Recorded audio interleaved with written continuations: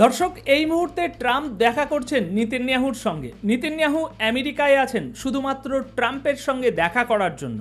গত দুদিন ধরে আমি আপনাদের এই বিষয়ে আগেই জানিয়েছিলাম, আর এখন সেই সফরের আসল কারণ সামনে এসেছে। দেখুন, ইসরায়েল খুব বাজেভাবে ইরানের হাতে মার খেয়েছে। এর অনেক প্রমাণ এখন বিশ্বের সামনে চলে এসেছে। যারা এতদিন ইসরায়েলের পক্ষ নিয়েছিল, আজ তারাই অপমানিত অবস্থায় পড়েছে। এখন আসল খবর শুনুন, ঘটনাটা ঠিক কী। দর্শক, এই মুহূর্তে নেতানিয়াহুর সবচেয়ে বড় চিন্তা হচ্ছে ইরান। তিনি ট্রাম্পকে বোঝানোর চেষ্টা করছেন যে যদি ইরান আবার তার পারমাণবিক কর্মসূচি শুরু করে, যা তারা ইতিমধ্যেই শুরু করার পথে, মেরামতের কাজ চলছে, তাহলে ইসরায়েল যেন আবার আগের মতো আরও বড় ধরনের হামলা চালাতে পারে, যাতে পুরো ইরান পুরোপুরি ধ্বংস হয়ে যায়। এটাই এখন নেতানিয়াহু ট্রাম্পের সঙ্গে সলা পরামর্শ করছে, এই বিষয়ে ট্রাম্পকে রাজি করার চেষ্টা করছে। আমি আগেও বলেছি, এই যুদ্ধে সম্মানহানির শিকার হয়েছে আমেরিকা ও ইসরায়েল, আর প্রাণহানির শিকার হয়েছে ইরান। এখনও পর্যন্ত ইরানের 1060 জন মারা গেছেন। যারা হাসপাতালে গুরুতর অবস্থায় ভর্তি ছিলেন, তাদের মধ্যেও অনেকে মারা গেছেন। আর এর ফলে ইরানের মৃত্যুর সংখ্যা বেড়ে হয়েছে 1060। এটা এখন একেবারেই স্পষ্ট যে ইরান যা বলে তা করেও দেখায়।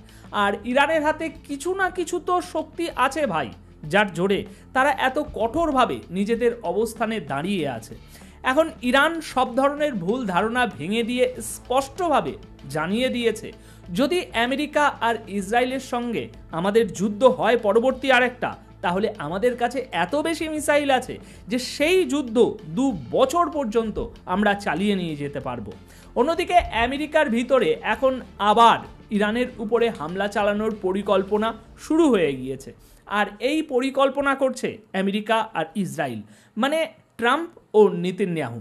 এই পরিস্থিতিতে ইরানের এক কমান্ডার সোজাসুজি জানিয়ে দিয়েছেন, যদি আবার আমাদের উপরে হামলা হয়, তাহলে আইআরজিসি বা ইরানের বিপ্লবী গার্ড বাহিনী পুরোপুরি প্রস্তুত আছে আমেরিকা আর ইসরায়েলকে আগের চেয়েও জোরদার জবাব দেওয়ার জন্য।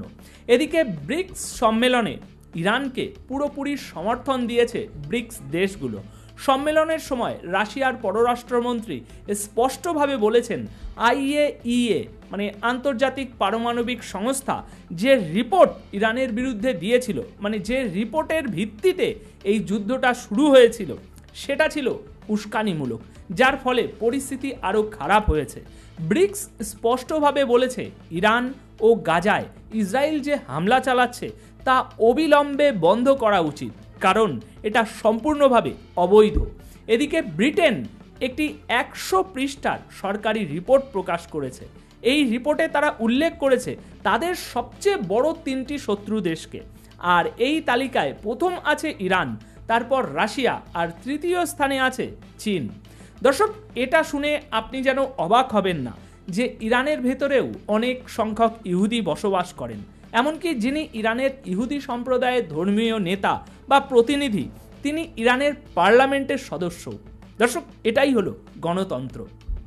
কারণ যে ইহুদিদের ইরান নিজের সবচেয়ে বড় শত্রু ভাবে, সেই ইহুদিদেরই যারা ইরানে বসবাস করেন, তাদের সঙ্গে ইরান খুব ভালো ব্যবহার করে এবং তাদের পার্লামেন্টেও জায়গা দিয়েছে। এখন ইরানে বসবাসরত ইহুদি নেতারা স্পষ্টভাবে বলছেন, ইরানকে নিয়ে গোটা বিশ্বে মিডিয়ার মাধ্যমে ভুল তথ্য ছড়ানো হচ্ছে।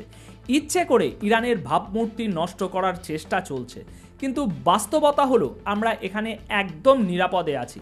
আর মধ্যপ্রাচ্যে ইসরায়েলের পর সবচেয়ে বেশি ইহুদি জনসংখ্যা যেখানে আছে, সেটা হলো ইরান। এই কথাগুলো দর্শক ইরানের ভেতরের ইহুদি নেতারাই বলছে। তিনি স্পষ্ট জানিয়ে দিয়েছেন, মিডল ইস্টে ইসরায়েলের পর সবচেয়ে বেশি ইহুদি যে দেশে বসবাস করেন, সেটা হলো ইরান, এবং আমরা এখানে সম্পূর্ণভাবে নিরাপদ। এদিকে ইরানের ভিতরে যারা ইমাম, মৌলানা বা জাকির আছেন, তারা মসজিদের মাইকে বা সভায় দাঁড়িয়ে স্পষ্ট ঘোষণা করছেন যে যদি কেউ ডোনাল্ড ট্রাম্পকে হত্যা করে বা তার কাটা মাথা নিয়ে আসে, তাকে 100 বিলিয়ন তুমান ইরানি মুদ্রা পুরস্কার দেওয়া হবে। দর্শক, এবার আরেকটা গুরুত্বপূর্ণ বিষয়, এখন গাজায় কি ভয়াবহ অবস্থা চলছে তা আপনি এই রিপোর্ট দেখলেই বুঝতে পারবেন। গাজার প্রায় 83% এলাকা ইসরায়েল কিল জোন হিসাবে ঘোষণা করেছে। আর এর মানে হলো এই যে গাজার প্রায় পুরো এলাকাকেই এখন এমন জায়গা হিসাবে চিহ্নিত করা হয়েছে যেখানে ভাই কেউ ঢুকলেই তাকে সরাসরি গুলি করে মেরে ফেলার প্রবণতা অনেক বেড়ে যাবে, মানে গুলি করে মেরে দেবে, কোনো খবর হবে না। এদিকে ইসরায়েলের প্রতিরক্ষা মন্ত্রী একটি নির্দেশ দিয়েছেন, সেটা এই রিপোর্ট ও ছবিতে আপনি দেখতে পাচ্ছেন।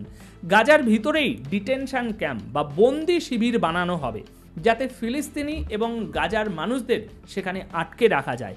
আর বলা হচ্ছে যাদের এই জেলে ঢোকানো হবে তারা আর কখনোই বাইরে ফিরতে পারবে না। আর এই জেল বানাতে গাজার 4টি এলাকার মানুষদের জোর করে সরিয়ে দেয়া হবে। এখন আমেরিকার একটি সংস্থা যারা গাজায় ত্রাণ বিতরণ করছে, তারা মানবিক সাহায্যের নামে, মানে ডাক্তার বা চিকিৎসার প্রয়োজনে যেসব মানুষ অসুস্থ তাদের গাজা থেকে স্থায়ীভাবে বের করে দিচ্ছে।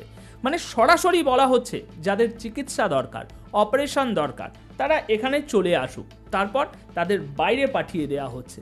আর একবার যাদের বাইরে পাঠানো হয়েছে তাদের জন্য গাজায় ফিরে আসার সব পথ বন্ধ করে দেওয়া হচ্ছে।